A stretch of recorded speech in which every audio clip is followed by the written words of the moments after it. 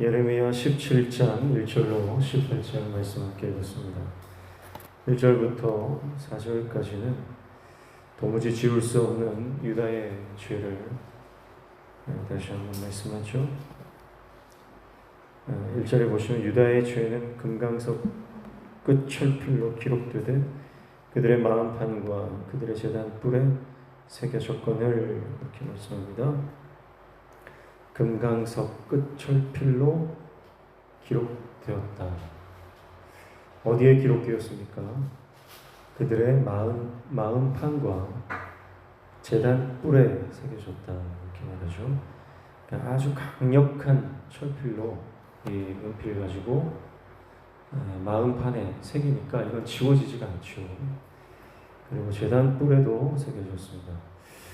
마음판이라고 하는 것은 우리 마음에 있는 이제 심장을 가르친다 이렇게 볼 수 있는데, 이 마음판은 사람의 인식, 또 이해, 또 판단, 결정 모든 것을 관장하는 가장 사람의 중심으로 생각을 했습니다. 마음판. 이 심장에다가 철필을 가지고 이게 눌러 썼기 때문에 결코 지울 수 없다는 그런 의미가 되죠. 그래서 유다의 죄를 도무지 지울래야 지울 수 없다. 그러니까 회개하지 못하는 영적인 그 상태, 것을 말하는 것이고요. 제단 뿔은 하나님께 제사를 드리는 제단, 그 제단에 사방에 뿔이 있지 않습니까? 그 뿔에는 짐승의 피를 바르게 되어 있습니다. 그러니까 제단 뿔은 하나님께 예배하는 것을 상징하는 곳이죠. 하나님과 관계가 회복되어지는 곳입니다. 그런데 그 제단 뿔에 그들의 죄가 새겨져 있다라고 하는 것은 하나님과의 관계가 도저히 회복될 수 없는 영적인 상태, 그것을 말씀합니다. 하나님께서는 이스라엘 백성들을 자기 백성 삼으시고 그들과 언약을 체결하시면서 돌판에다가 하나님의 말씀을 새겨 주셨습니다. 그리고 그 새겨진 하나님의 말씀을 이제 너희 마음에 새기라고 하나님께서 잠언에 말씀하시고 있죠. 그런데 하나님의 말씀을 새겨야 할 그들의 마음에 그들은 죄를 새겼다. 이렇게 말씀하고 있습니다. 2절에 보면 그들의 자녀가 높은 언덕 위 푸른 나무 곁에 있는 그 제단들과 아세라들을 생각하도다. 이렇게 말씀하죠. 자, 자녀들의 마음에도 죄가 새겨져 있어요. 그 죄가 전수가 된 거예요. 부모의 죄가, 부모의 그 모든 악행이 자녀들에게까지 이어져서 자녀들도 그 죄악을 동일하게 범하고 있는데, 높은 언덕 위 푸른 나무 곁이라고 하는 것은 이제 나무, 그 산당이 세워진 곳을 말하는 것이죠. 그래서 그 산당에 이방 신들을 섬기는 제단이 있는데 그 제단에 있는 아세라들을 생각한다 그랬어요. 그러니까 마음에 우상으로 가득 차니까요. 당연히 그 우상을 생각할 수밖에 없죠. 마음에 가득한 것, 마음에 새겨진 것을 사람은 늘 떠올리고 생각하고 그리워하는 것입니다. 그래서 자녀들이 생각하는 것이 음란한 이방 신들을 생각하고 있다. 그러니까 허탄한 것에 마음이 완전히 빼앗겨 버렸다. 이 땅의 허무한 것에, 거짓된 것에 그들은 온통 마음이 빼앗겨 있다. 그 말씀이죠. 3절에 들에 있는 나의 산하 내 온 영토의 죄로 말미암아 내가 내 재산과 내 모든 보물과 산당들로 노력을 다하게 하리니 이렇게 말씀합니다. 결국 그들이 마음을 빼앗겼던 이 땅에 있는 모든 것들은 다 사라질 것이다. 그렇게 말씀하시죠. 노력을 당해서 다 빼앗긴다. 4절에 내가 내게 준 내 기업에서 내 손을 뗄 것이며 또 내가 너로 하여금 너의 알지 못하는 땅에서 내 원수를 섬기게 하리니 이는 너희가 내 노를 맹렬하게 하여 영원히 타는 불을 일으켰음이라. 이렇게 말씀하죠.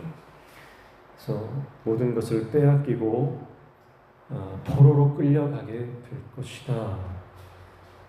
그렇게 말씀하고 있습니다. 하나님의 진노, 하나님의 심판, 맹렬히 타는 불과 같은 꺼지지 않는 하나님의 심판의 불이 그들을 살릴 것이다. 그렇게 말씀하고 있습니다. 5절과 8절은요, 저주를 받은 사람과 하나님의 복을 받은 사람을 대비하면서 하나님의 복과 심판을 말씀을 하고 있어요. 5절에 보시면 여호와께서 이와 같이 말씀하시니라. 무릇 사람을 믿으며 육신으로 그의 힘을 삼고 마음이 여호와에게서 떠난 그 사람은 저주를 받을 것이라. 이렇게 말씀했습니다. 자, 저주를 받을 것이다 라고 했어요. 그런데 이제 원문에는요, 이 저주가 맨 앞에 나옵니다. 그러니까 저주다, 저주로다 그렇게 시작하면서 뭐가 저주냐?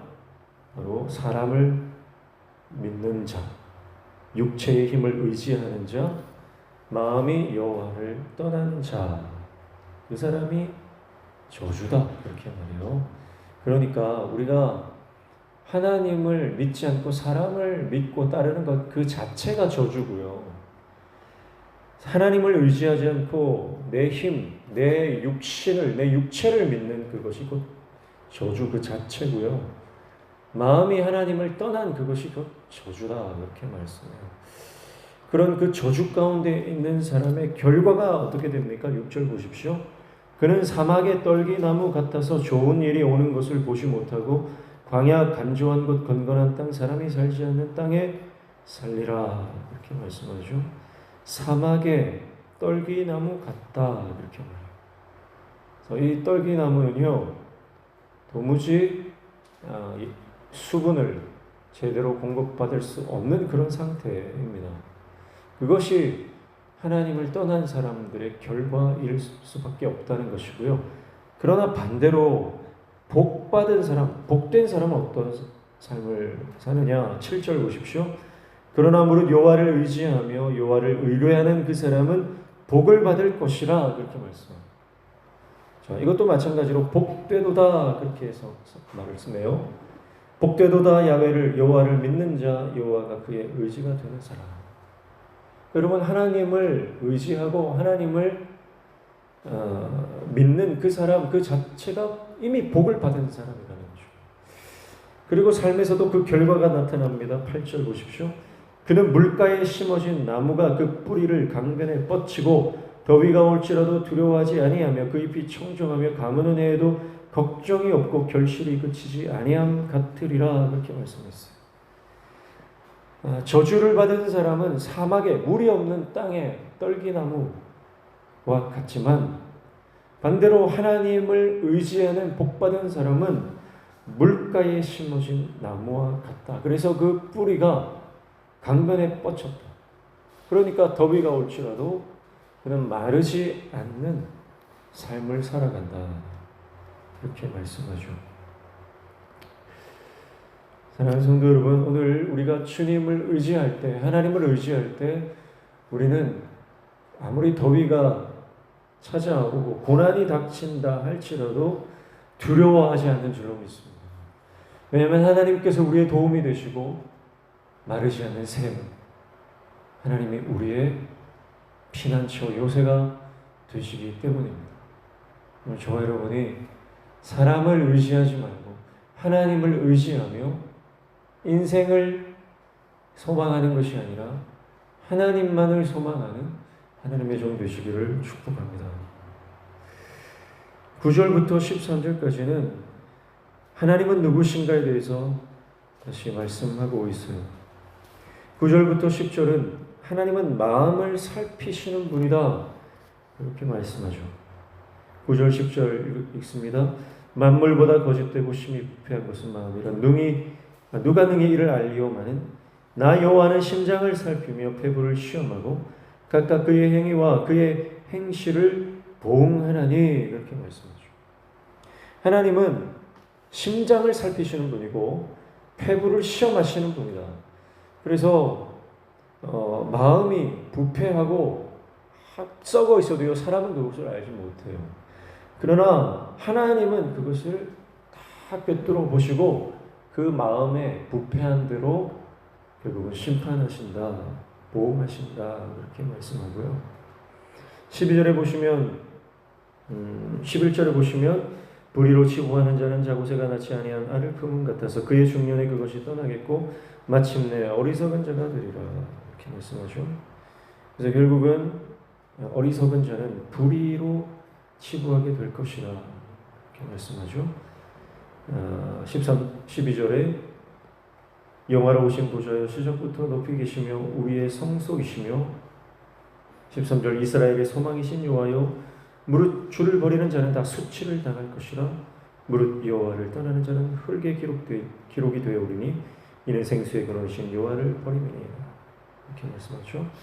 예레미야의 기도인데요. 그리고 하나님은 어떤 분이십니까? 시작부터 높이 계신 분이고 우리의 성소가 되시고 이스라엘의 소망이 되시는 분이다. 그래서 그를 버리는 자는 다 수치를 당하고 생수의 근원이신 여호와를 버리는 자는 다 흙에 기록된 것처럼 흙에 기록되면 바람 불면 다 날아가 버리죠. 아무것도 남지 않습니다. 그런 인생이 될 것이다. 14절부터 18절까지는 예레미야가 그런 하나님께 다시 간구하는 내용입니다. 14절은 구원을 요청하죠. 여호와여 나는 주는 나의 찬송이시오니 나를 고치소서 그리하면 내가 낫겠나이다. 나를 구원하소서 그리하시면 내가 구원을 얻으리이다. 고쳐달라는 기도, 살려달라는 기도를 예레미야가 다시 합니다. 15절에 보라 그들이 내게 이르기를 여호와의 말씀이 어디 있느냐 이제 임하게 할지어다 하나이다. 예레미야를 반대하는 예레미야를 대적하는 사람들은 여호와의 말씀이 어디 있냐? 네가 무슨 하나님의 종이냐? 그러면서 예레미야를 대적하고 있어요. 그러나 16절 나는 목자의 직분에서 물러가지 아니하고 주를 따라 싸우며 재앙의 날도 내가 원하지 아니하였음을 주께서 하시는 바라 내 입술에서 나온 것이 주의 목전에 있나이다. 예레미야 선지자는 하나님의 말씀을 받았고 그 하나님의 말씀을 대언할 뿐입니다. 그리고 그것이 하나님의 백성들을 향한 하나님의 말씀이기에 포기하지 않고 그 목자의 직분을 끝까지 감당하겠다. 17절 주는 내게 두려움이 되지 마옵소서 재앙의 날에 주는 나의 피난처시니이다.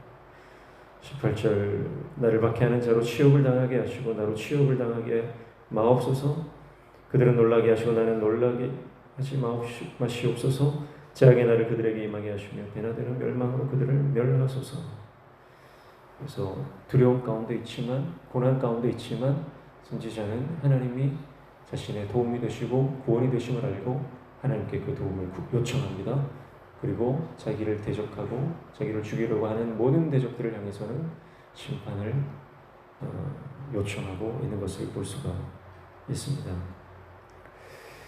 배척을 당하고 핍박을 받고 삶의 고립 가운데 고난을 당하는 선지자 예레미야. 그러나 그는 하나님이 누구신지 분명히 압니다. 그래서 하나님이 어떤 분이신지를 찬양하죠. 지금 예레미야 선지자의 상황은요, 당장이라도 아파서 쓰러질 것 같은 그런 상황입니다. 치료가 필요한 상황입니다. 그러나 그는 그 삶에 있는 고통과 아픔과 고난에 굴하지 않습니다. 상황에 지지 않습니다. 그래서 끝까지 하나님을 바라보며 자신에게 맡겨진 말씀 선포의 사명을 감당하죠. 왜냐하면 예레미야 선지자는 사람을 의지하는 사람이 아니라 하나님을 의지하는 사람이었기 때문입니다. 하나님을 신뢰했기 때문입니다. 그래서 예레미야 선지자는 백성들에게 임할 재앙을 선포합니다. 하나님의 말씀을 대언합니다.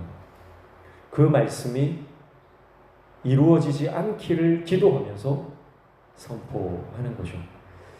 선지자는 하나님의 말씀을, 재앙의 말씀을 선포하지만 선지자의 예언이 성공하려면 백성들이 회개하고 선포했던 심판이 임하지 않을 때 예레미야의 사명이 완수되고 성공하는 것입니다. 이게 재앙을 선포하는 선지자의 아이러니예요. 그러나 예레미야 선지자가 선포한 대로 그대로 말씀이 이루어지면 하나님의 말씀은 그대로 이루어짐으로 하나님의 그 하나님 되심이 드러나겠지만, 그러나 하나님의 뜻, 하나님의 의도, 예레미야 선지자의 보내신 사명은 실패합니다.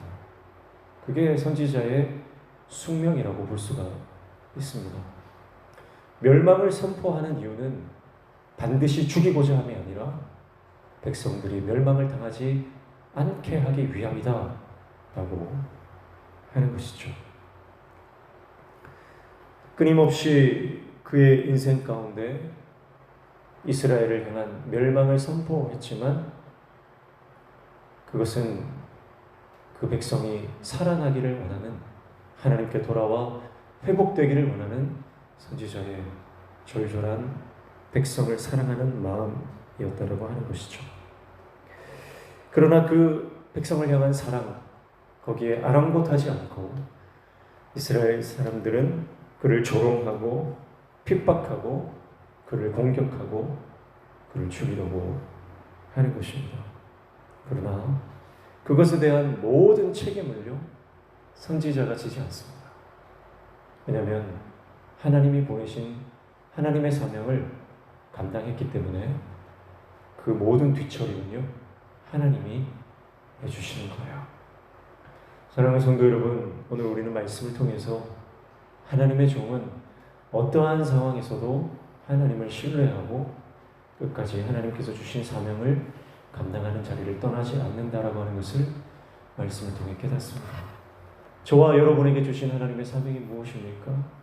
그 사명을 감당할 때에 눈물이 나고 때로는 포기하고 싶을 만큼 힘들고 어렵고 지지해주는 사람이 없는 것 같을 때가 있을 것입니다.